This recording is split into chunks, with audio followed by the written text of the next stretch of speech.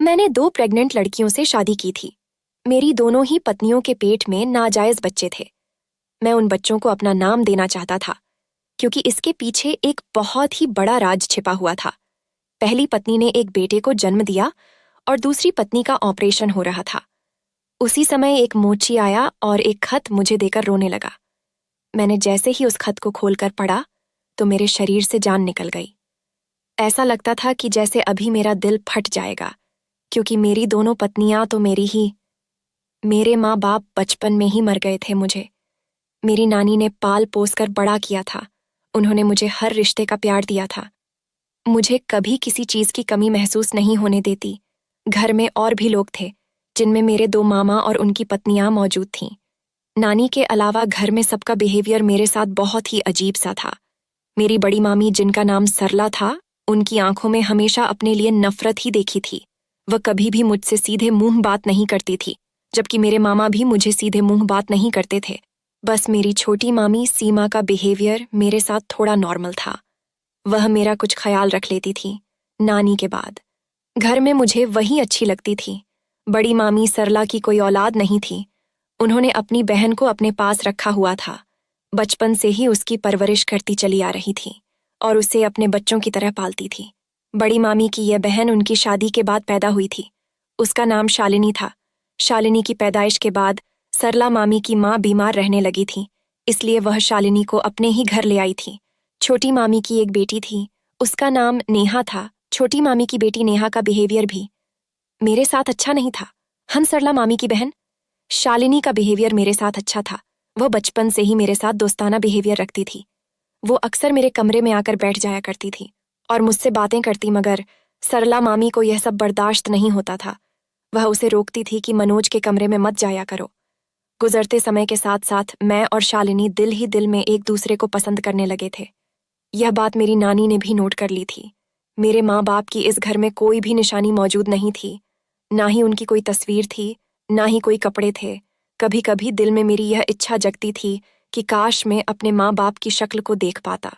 मेरे पास उनकी कोई तो ऐसी चीज होती जो उनकी निशानी के तौर पर मैं अपने पास रख लेता। एक दिन मैंने अपनी इच्छा अपनी नानी के सामने जाहिर कर दी। मैंने अपनी नानी से पूछा, क्या मेरे माँ बाप की आपके पास कोई निशानी नहीं है? कम से कम मेरी माँ की या मेरे पापा की कोई तो फोटो आपके पास होगी। कम से कम मैं अपने माँ बाप को देखा तो पाता कि वह कैसे दिखते थे। नानी ने कहा, बेटा, उस समय तस्वीरें वगैरह का रिवाज नहीं था। कपड़े और सामान गरीबों को दे दिया था। नानी की बातों से मेरे दिल को तसल्ली नहीं होती थी। मुझे लगता था कि नानी मुझसे कुछ छुपा रही है। खैर, उन्होंने हमेशा ही मेरा ख्याल रखा था। मेरी हर जायज इच्छा को पूरा किया था। मुझे अच्छी शिक्षा भी दिलवाई थी। मेरी नानी का परिवार बहुत ही अमीर परिवार था। घर में पैसे की कोई भी कमी नहीं थी। बड़े मामा की खुद की एक कंपनी थी, वहीं पर मुझे जॉब पर भी रखवा दिया था। सरल मामी ने बहुत हाथ पैर मारे कि मुझे मामा की कंपनी में जॉब पर ना रखा जाए, लेकिन यहाँ पर नानी की ही चली थी। मामा और मामी के ना चाहते हुए भी नानी ने मुझे कंपनी में जॉब पर लगवा दिया था। अब मामा मेरे काम से खुश रहते थे। उस दिन मैं खुशी खुशी घर पहुंचा। सबसे पहले नानी के कमरे में जाने लगा कि दरवाजे पर ही मुझे नानी और सरला मामी की बातें सुनाई दी। मैं दरवाजे पर ही रुक गया। मामी बहुत ही नफरत भरे शब्दों में कह रही थीं, मम्मी जी, मैं उस कमजात लड़के को अपनी बहन नहीं दे सकती। हम लोग तो खानदानी लोग हैं, खानदान देखकर अपनी बेटी देते हैं, और इसका पता नहीं। इतना कहते ही सरला मामी चुप हो गई थी। नानी ने कहा, देखो बेटा, वह तुम्हारे सामने पला बड़ा है। वह तुम्हारी बहन को बहुत पसंद करता है, उसे बहुत खुश रखेगा। उसने कभी ऐसी कोई हरकत नहीं की है जिससे हम उसकी स्वभाव पर कोई इल्जाम लगाए। लेकिन मामी इस बात को मानने पर तैयार नहीं थी, जबकि कुछ पलों की इस बातचीत के बाद मैं जान गया था कि यह लोग मुझसे नफरत क्यों करते हैं। मैं अपने कमरे में आकर लेट गया। मेरी आंखों से आंसू बह रहे थे। काफी देर रोने के बाद भी मेरे दिल को सुकून नहीं मिला था। सरला मामी के शब्द मेरे दिमाग में हथौड़े की तरह लग रहे थे। शाम को दरवाजा बजने लगा। यह मेरी नानी की आवाज थी। मैंने ना चाहते हुए भी दरवाजा खोल दिया। नानी के चेहरे पर चिंता की लकीरें उभरी हुई थीं। वह मुझे देखकर पूछने लगी, मनोज बेटा, क्या हो गया है तुम्हें? क्या किसी ने कुछ कह दिया है? इतने परेशान क्यों हो? वह मेरी सूजी हुई लाल आंखों को देखते हुए पूछ रही थी। मेरी आंखों से फिर से आंसू बहने लगे और आखिरकार मेरे दिल में मचलता हुआ सवाल मेरे लबों पर आ ही गया। नानी, मुझे आपसे एक बात पूछनी है। आज आप मुझे सब कुछ सच बताना, मुझसे कुछ भी मत छुपाना। बताओ मैं कौन हूं, यह लोग क्यों मुझसे इतनी नफरत करते हैं? मैं रोने लगा था। तभी नानी बोली, बेटे तुमसे कुछ नहीं छुपाया जा रहा। बात सिर्फ इतनी है कि तुम्हारी माँ ने तुम्हारे बाप से पसंद की शादी की थी और ये घर वाले सब मेरी बेटी के खिलाफ थे। तुम्हारा बाप अमेरिका से आया था, उसे मेरी बेटी से मोहब्बत हुई और उन लोगों ने शादी कर ली। तुम्हारे दोनों मामा शादी के सख्त खिलाफ थे, लेकिन तुम्हारी माँ नहीं मानी और अपनी मर्जी से जाकर तुम्हारे बाप से शादी कर ली और ये घर हमेशा हमेशा के लिए छोड़ दिया। सारे मोहल्ले में हमारी थू थू हो गई थी। तुम्हारे दोनों मामा किसी को मुंह दिखाने के काबिल नहीं रहे थे, इसलिए तुम्हारे मामा ने मेरी बेटी से हर रिश्ते खत्म कर लिए थे। कुछ दिन बाद खबर आई कि तुम्हारे मम्मी पापा का एक्सीडेंट हुआ है और उसमें उनकी दोनों की ही मौत हो गई है। अंतिम संस्कार की तैयारी मैंने ही की थी। तुम्हारे मामाओं ने तो अपनी बहन के अंतिम संस्कार में जाना भी जरूरी नहीं समझा था, क्योंकि उन्हें अपनी इज्जत प्यारी थी। मैंने तुम्हें अपनी बेटी की आखिरी निशानी समझकर अपने पास रख लिया था। उस दिन से यह लोग तुमसे और मुझसे भी नफरत करते हैं। नानी की बात सुनकर मेरा गुस्सा ठंडा हो गया था। कुछ भी कहो, मेरी माँ ने गलत तो किया था। मेरे मामा की इज्जत को रौंद कर अपना घर बसाया था, लेकिन शायद उस समय मेरी माँ को अपनी मोहब्बत चुनना सही लगा होगा। शायद सब लोग ही अपनी अपनी जगह ठीक थे, लेकिन इस सब के बदले नफरतें तो मेरे हिस्से में आई थीं। इस सब में मेरी क्या गलती थी? आखिर मुझे क्यों नफरतों का निशाना बनाया जा रहा था? एक फकीर औरत अक्सर हमारे दरवाजे पर आती थी। वह अपाहिज थी। वह बैसाखियों के सहारे हमारे दरवाजे तक आती थी। वह औरत न जाने क्यों मुझे बहुत ही गौर से देखती थी। मैं भी उसे पैसे देकर उससे आशीर्वाद लेता। वह औरत दिल की गहराइयों से मुझे आशीर्वाद देती। समय धीरे धीरे गुजरता रहा। इस दौरान मामी की छोटी बेटी नेहा को सूरज नाम के एक बिगड़े हुए लड़के से मोहब्बत हो गई और यह मुलाकातें दिन ब दिन बढ़ने लगीं। मैं यह देखता रहा। मैंने नानी को भी बताया। दूसरी तरफ बड़ी मामी की बहन शालिनी की मोहब्बत मेरे लिए दिन ब दिन बढ़ती जा रही थी, लेकिन मैंने अपने कदम रोक लिए थे, क्योंकि मैं जानता था कि हमारा मिलना अब नामुमकिन था। सरला मामी कभी भी मेरे साथ अपनी बहन की शादी नहीं करती। सरला मामी की नफरत भी बढ़ती जा रही थी और उस दौरान मुझ पर एक और खुलासा हुआ कि सूरज तो एक बहुत बड़े डॉन का बेटा था। वह पूरे शहर का डॉन था। वह काले धंधों का बेताज बादशाह था। बाप की दौलत पर राकेश खूब ऐश कर रहा था और कई लड़कियों को शादी का झांसा देकर उनकी इज्जत से खिलवाड़ कर चुका था, और नेहा उसके जाल में फंसी हुई थी। वह भी सूरज से मोहब्बत करती थी और उससे शादी के सपने देख रही थी। एक दिन अचानक नानी की तबीयत बिगड़ने लगी।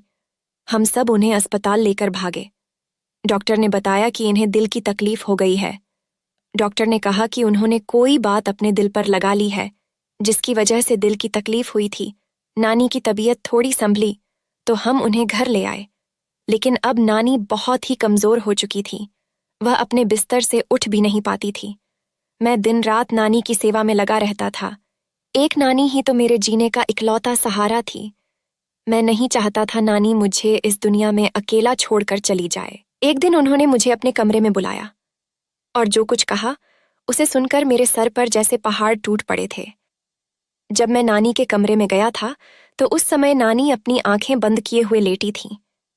मेरे आने के एहसास पर उन्होंने मुझे पुकारा और फिर कहने लगी, मनोज बेटा, मैं तुम्हें एक ऐसी बात बताने जा रही हूं जो तुम्हारे लिए जानना बहुत जरूरी है। मैं तुम्हें यह बात अपने जीते जी बताना चाहती हूं। मैं नहीं चाहती कि मेरे बाद यह बात तुम्हें पता चले, इसलिए मैं यह सच्चाई बताना चाहती हूं कि मैं किसी की नाजायज औलाद हूं। ना मेरे बाप का पता था और ना मेरी माँ की। काश ये सब कुछ सुनने से पहले मुझे मौत आ जाती, लेकिन अब मैं कुछ नहीं कर सका। खामोशी से नानी को देखता रहा। फिर नानी कहने लगी, मनोज, मुझे लगता है मेरे मरने के बाद तुम ये घर छोड़ दोगे या ये लोग तुम्हें खुद ही घर से निकाल देंगे। मगर यहाँ से निकलने से पहले 2 काम जरूर करना। एक तो नेहा की जान उस सूरज नाम के बिगड़े हुए लड़के से जरूर छुड़वाना। कहीं ये लड़का हमारे खानदान की इज्जत खाक में ना मिला दे। दूसरा यह कि तुम अपनी जिंदगी से मायूस मत होना। जिंदगी भगवान की दी हुई बहुत बड़ी नेमत होती है। उसकी सुरक्षा करना और उसे हिम्मत से जीना ही हमारा धर्म होता है। और हाँ, तुम अपनी माँ को कभी गलत मत समझना। जरूर तुम्हारी माँ की कोई मजबूरी रही होगी जो तुम्हें कूड़े पर रखकर चली गई थी, वरना कोई माँ अपनी औलाद को यूं बेसहारा नहीं छोड़ती। नानी यह सब बात करके खामोश हो गई। मैं उनके बोलने का इंतजार करता रहा, मगर अब नानी नहीं बोली, क्योंकि वह हमेशा हमेशा के लिए खामोश हो गई थी। मैं नानी नानी पुकारता रहा, मगर वह इस दुनिया से चली गई थी। नानी की मौत पर बहुत सारे लोग आए थे और उन लोगों में वह अपाहिज भिखारन औरत भी शामिल थी। उसका आना मेरी समझ में नहीं आया था। ना जाने क्यों वह मुझे गौर से देखी। मैं उसकी नजरों का मतलब नहीं समझ पाता था। नानी को इस दुनिया से गए 15-20 दिन हो चुके थे। सब अपने अपने कामों में बिजी हो गए थे। नानी के जाने का किसी को कोई दुख नहीं था। दुख तो सबसे ज्यादा मुझे हुआ था। मेरा तो सब कुछ ही खत्म हो गया था। मैं ज्यादातर नानी के कमरे में ही रहता था। मुझे अपनी नानी की बहुत याद आती थी। एक दिन मैंने नेहा को समझने की कोशिश की और वह कोशिश मुझे बहुत महंगी पड़ी। मेरी बात पर वह हत्थे से ही उखड़ गई और मेरा गिरेबान पकड़कर जोर जोर से चिल्ला रही थी कि मनोज ने मेरी इज्जत पर हाथ डाला है। उसने अपने कपड़े भी जगह जगह से फाड़ लिए थे। सब उसकी आवाज सुनकर कमरे में इकट्ठे हो गए थे। नेहा ने मेरे ऊपर बहुत ही घटिया इल्जाम लगा दिया था। मैं हक्का बक्का खड़ा रह गया। मैं सबको विश्वास दिलाने लगा कि मैंने कुछ भी गलत नहीं किया है, लेकिन वह लोग भला मेरा विश्वास क्यों करते? मैं तो उनके खानदान का भी नहीं था और उनके कहने के अनुसार मैं बहुत ही कमजात था। पता नहीं किसका गंदा खून था और अपने गंदे खून का असर मैंने दिखा दिया था। उन लोगों ने मुझे धक्के देकर हमेशा के लिए अपने घर से निकाल दिया। मैंने भी वह घर छोड़ दिया। घर के साथ साथ ऑफिस और जॉब भी छोड़ दी। मैं अपने दोस्त के खाली फ्लैट में रहने लगा। मेरे दोस्त की टैक्सियां चला करती थीं। उसने एक टैक्सी मुझे भी दे दी, जिसे चलाकर मैं कुछ पैसे कमाने लगा और अपनी जिंदगी यूं ही गुजरने लगा। कुछ बचत भी हो जाती और खर्चा भी निकल जाता। एक दिन फुटपाथ पर वही भिखारी औरत मुझे मिली। मैं जूते पॉलिश करने वाले के पास खड़ा था कि वह मुझे फुटपाथ पर नजर आई थी। मैंने पुलिस वाले से पूछा, भाई ये औरत कौन है? शक्ल से तो भिखारन नहीं लगती। वह बोला, यह अक्सर यहीं बैठी रहती है। कोई नहीं जानता कहाँ से आती है और कहाँ जाती है। किसी से कुछ नहीं मांगती। जो भी कोई देता है अपनी मर्जी से इसको देकर चला जाता है। मैं सीधा उस औरत के पास गया और उसे 100 का नोट उसकी तरफ बढ़ा दिया। उसका चेहरा मुझे देखते ही खिल गया। यूं लगा जैसे मुझे देखते ही उसके सारे दुख दूर हो गए हों। अब मैं हफ्ते में 2-3 बार उसे खाना खिला देता। वह खुश होकर मुझे आशीर्वाद देती, लेकिन न जाने क्यों मुझे उससे खास तरह का लगाव पैदा हो गया था। एक दिन सवारी को लेकर शहर से बाहर जाना पड़ा। सवारी उतार कर मैं सड़क के किनारे खड़ा होकर अपनी टैक्सी पर कपड़ा मारने लगा। ये दोपहर का समय था। आसपास लोग काम ही थे। अचानक मेरी नजर एक लड़की पर पड़ी जो दौड़ती हुई मेरे पास आ रही थी। वह लड़की कहने लगी, भगवान के लिए मुझे बचा लो, जल्दी से टैक्सी स्टार्ट करो और मुझे यहां से ले चलो। मैंने देखा सच में 3 आदमी उसके पीछे भागे चले आ रहे थे। मैंने कहा, तुम सच बताओगी तो मैं तुम्हारी मदद करूंगा। वह बोली, उनमें से एक मेरे पापा हैं और 2 मेरे भाई हैं। मुझसे बहुत बड़ा पाप हो गया है। मैं किसी के नाजायज बच्चे की मां बनने वाली हूं। वह लड़का मुझे धोखा देकर भाग गया है। लड़की ने सब कुछ सच सच बता दिया था। हालांकि मुझे इस बात की बिल्कुल भी उम्मीद नहीं थी कि वह लड़की कुछ भी सच बताएगी। फिर वह लड़की बोली, मैंने राकेश नाम के लड़के से मोहब्बत की थी, लेकिन उसकी मोहब्बत झूठी निकली। उसने झूठी मोहब्बत में फंसकर मेरी इज्जत को रौंद डाला और अब वह गायब हो गया है। अब उसका पाप मेरे पेट में पल रहा है। उसने मुझसे मुंह फेर लिया है। मेरे माँ बाप और भाइयों को पता लग गया है कि मैं पेट से हूं और नाजायज बच्चे को जन्म देने वाली हूं। जब ये मुझे जिंदा नहीं छोड़ेंगे। यह कहकर वह लड़की रोने लगी। वह तीनों अब हमारे पास पहुंच चुके थे। उसी समय मुझे अपनी नानी की बात याद आ गई कि मेरी नेहा को उस सूरज नाम के लड़के से बचा लेना। मैं नेहा को तो नहीं बचा सका, मगर इस लड़की को बचाने का फैसला कर लिया। फिर मैं चट्टान की तरह लड़की के सामने खड़ा हो गया। उन तीनों में से बड़ी उम्र का आदमी कहने लगा, टैक्सी वाले सामने से हट जा, हम उसे जिंदा नहीं छोड़ेंगे। उनकी आंखों में खून उतरा हुआ था। लड़की मेरे पीछे खड़ी हाँफ रही थी। मैंने कहा, आप इसे मार नहीं सकते। मैं इसका पति हूं और यह मेरी पत्नी है। हम दोनों ने शादी की है। मैं बहुत ही सुकून से यह बात कहा था। फिर वो तीनों और भी गुस्से में आ गए। बोले, अब तो तुम जिंदा नहीं बचोगे। इस सब फसाद की जड़ तुम ही हो। उस लड़की के बाप ने अपने बेटों को रोक दिया और मुझसे पूछने लगा कि तुमने अपने माँ बाप को रिश्ते के लिए हमारे घर क्यों नहीं भेजा। मैंने कहा कि मेरे माँ बाप जिंदा नहीं हैं। हम यह बात आप लोगों को बताने ही वाले थे, मगर आपकी बेटी डरती थी। मेरे शब्द बहुत ही शांत और ठहरे हुए थे। उस लड़की के बाप ने कहा, अब हम लोग तुम्हें एक ही शर्त पर जिंदा छोड़ेंगे, वह यह कि तुम घर चलो। हम अपनी बेटी की इज्जत के साथ तुम्हारे साथ शादी करेंगे और उसे तुम्हारे साथ विदा कर देंगे। मैं डरा सहमा अपने पीछे खड़ी लड़की पर नजर डाली। उसकी आंखों से डर साफ दिखाई दे रहा था। मैं समझ गया, अगर मैंने यह लड़की इसके बाप के हवाले कर दी तो यह इसे जिंदा नहीं छोड़ेंगे। उसके पेट में एक नन्ही सी जान और भी पल रही थी। मैं 2 जानों को खतरे में नहीं डाल सकता था।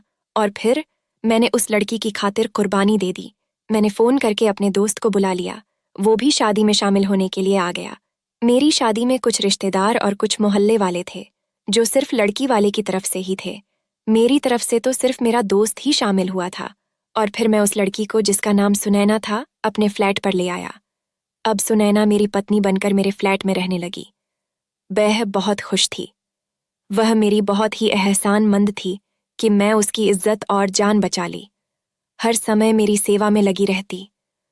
वह तो अपने बच्चे को गिराना चाहती थी, मगर मैं इस पाप के लिए तैयार नहीं था। मैंने सुनैना से साफ कह दिया कि मैं इस बच्चे को अपना नाम दूंगा। तुम्हें परेशान होने की जरूरत नहीं है। सुनैना के कदम मेरे घर में बहुत ही शुभ साबित हुए थे। मुझे एक बहुत ही अच्छी कंपनी में जॉब मिल गई थी। एक दिन मैं ऑफिस में बिजी था कि सुनैना का फोन आया। उसने बताया कि 2 औरतें आपसे मिलने आई हैं। मैं जल्दी से घर आया। कमरे में दाखिल होते ही मेरी जान निकल गई, क्योंकि मेरे सामने तो मेरी छोटी मामी खड़ी थी। अपनी बेटी नेहा को साथ लेकर मुझे देखते ही वह रोने लगी। वह मेरे गले लग गई और बोली, मनोज, तुम अपने मामा की इज्जत बचा लो, वरना वह मर जाएंगे। नेहा ने हमारी इज्जत खाक में मिला दी है। ये सूरज के नाजायज बच्चे की माँ बनने वाली है। इसके बाद वह नेहा को बुरी तरह मारने लगी और नेहा बिलक बिलक कर रोने लगी।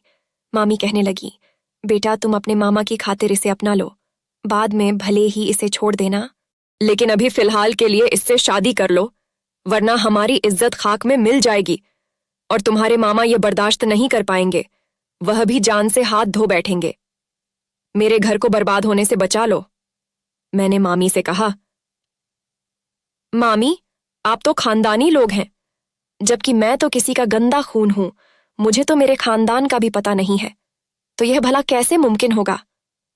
मैंने नेहा को सूरज से मिलने से रोका था। मुझे मालूम था एक दिन यह गुल जरूर खिलेगा, मगर नेहा ने मुझ पर ही इल्जाम लगा दिया और मुझे बेइज्जत करके घर से निकलवा दिया। अब मैं सूरज के पाप को कैसे अपना लूं? ऐसा मुमकिन नहीं है। अब मैं शादीशुदा हूं। मेरी पत्नी है और मेरी पत्नी भी पेट से है। वह बच्चे को जन्म देने वाली है। मेरा अपना परिवार है। मैं नेहा से शादी नहीं कर सकता। मगर छोटी मामी मेरी मिन्नतें करने लगी।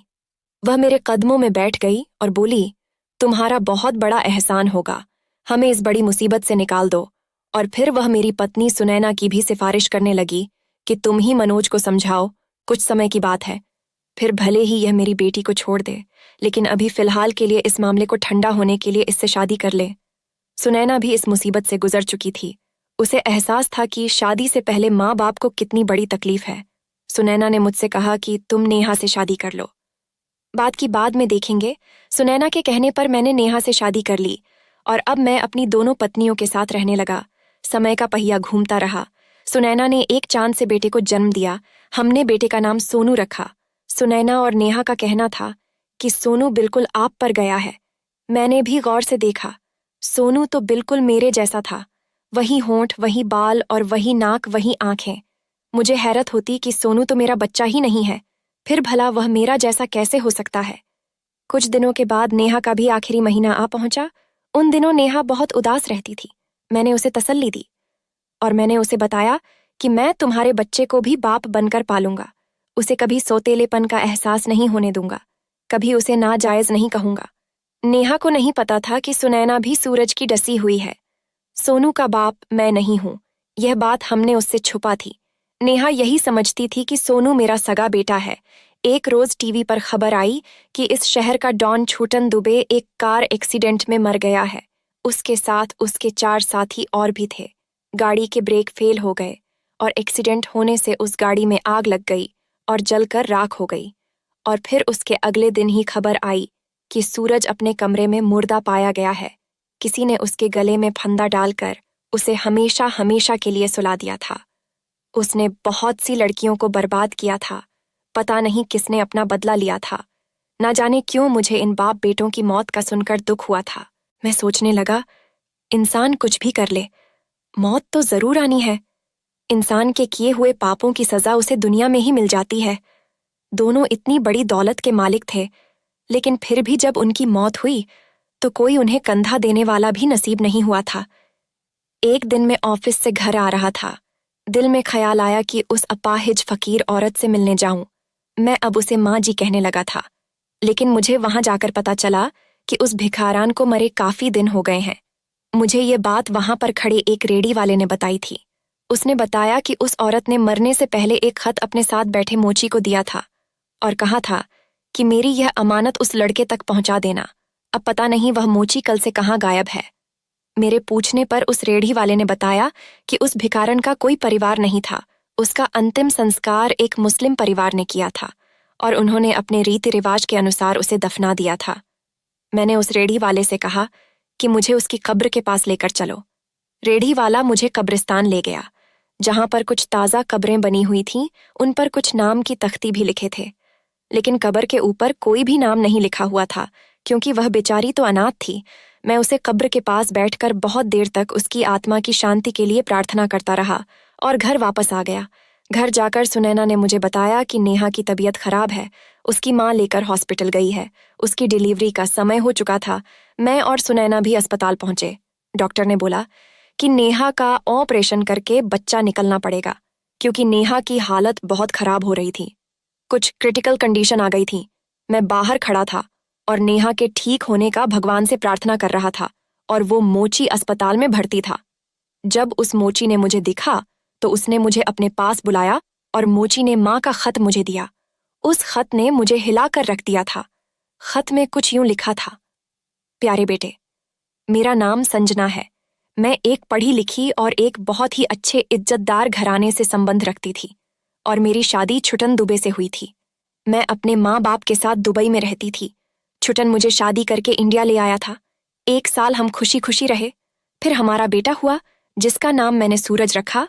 वह हमारी आंखों का तारा था। फिर धीरे धीरे मुझे पता चला कि मेरा पति अच्छा आदमी नहीं है, वह बहुत बड़ा स्मगलर है। मैंने उसे यह धंधा छोड़ने के लिए कहा, जिस पर हमारे बीच झगड़ा बढ़ने लगे थे, और यूं हमारे संबंध में दरार बन गई। और जब सूरज 1 साल का हुआ तो मैं फिर से उम्मीद से हो गई, और फिर एक दिन मेरे पति ने मुझे मारपीट कर घर से निकाल दिया। मेरा अपने माँ बाप से कोई कांटेक्ट नहीं हो रहा था, इसलिए मैं भिखारियों की एक झुग्गी में आ गई। पेट की आग शांत करने के लिए मैंने भीख मांगने के लिए निकल खड़ी कि वहीं एक तेज आते ट्रक से मेरा एक्सीडेंट हो गया। फिर मुझे एक सरकारी अस्पताल ले जाया गया। मेरा इलाज करवाया गया। मेरी कमर ठीक नहीं हो सकी। मेरे रीढ़ की हड्डी टूट गई थी। मैं अपाहिज हो गई। अब मेरा इन भिखारी के सिवा कोई नहीं था। मैं बैसाखियों के सहारे चलती रही। 9 महीने बाद मैंने दूसरे बेटे को जन्म दिया। मैं यह सोचकर रोने लगी कि मेरे बच्चे का क्या भविष्य होगा। बड़ा बेटा बाप की तरह डाकू बनेगा और छोटा बेटा माँ की तरह भिखारी बनेगा। मैंने फैसला किया कि मैं अपने इस बच्चे का फ्यूचर खराब नहीं करूंगी। इसलिए मैंने अपने बेटे के पैदा होते ही उसे एक अमीर घराने के सामने कचरे के ढेर पर रख दिया। निगरानी के लिए अपने एक साथ ही लड़के को बिठा दिया कि देखो कौन मेरे बेटे को उठाकर ले जाता है। और फिर उसी बराबर वाले अमीर घर की एक औरत ने मेरे बच्चे को उठाया। बेटा, मैं तुम्हारी माँ हूं। इस शहर का डॉन छुटन दुबे तुम्हारा बाप और सूरज तुम्हारा भाई है। मुझे तुम्हारी जिंदगी की एक एक पल की खबर है। तुम्हारी नानी के बाद वह लोग तुम्हें अपने घर से निकल चुके हैं। शालिनी नाम की लड़की ने मुझे सब बता दिया था। मेरे इस खत का मकसद यही है कि मैं तुम्हें बताऊं कि तुम अपने माँ बाप की जायज औलाद हो। तुम नाजायज नहीं हो। ये सब मैं तुम्हारी अच्छे फ्यूचर के लिए किया था। बेटा, हो सके तो मुझे माफ कर देना। खत पढ़कर मैं काफी देर तक रोता रहा, तकदीर के इस खेल पर हैरान होता रहा कि वह मुजरिम स्मगलर छुट्टन दुबे मेरा बाप था, जिस लड़के से मैं नफरत करता था।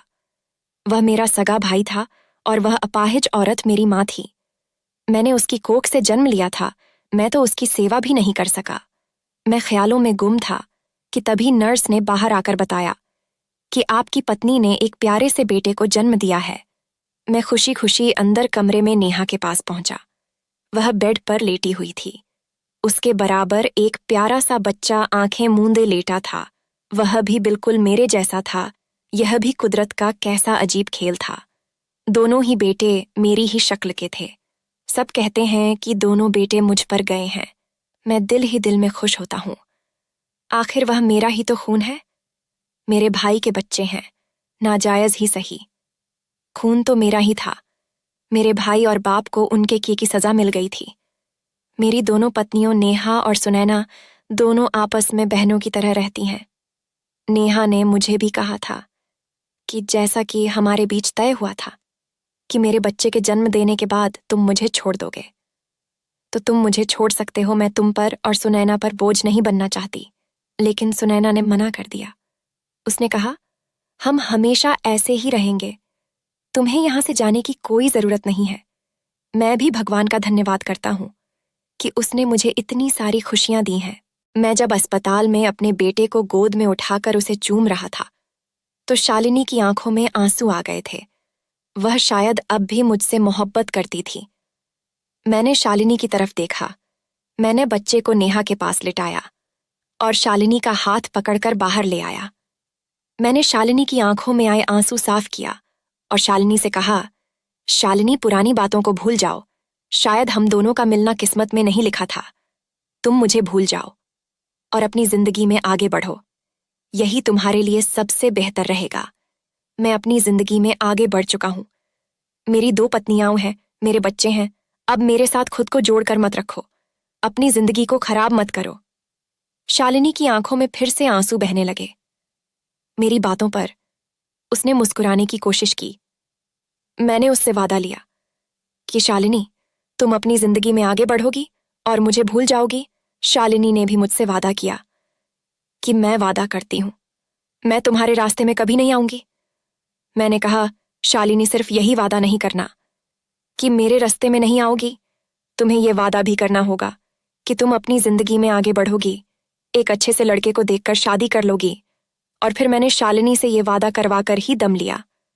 मैं नेहा को और अपने बच्चे को लेकर घर आ गया और खुशी खुशी जिंदगी जीने लगा।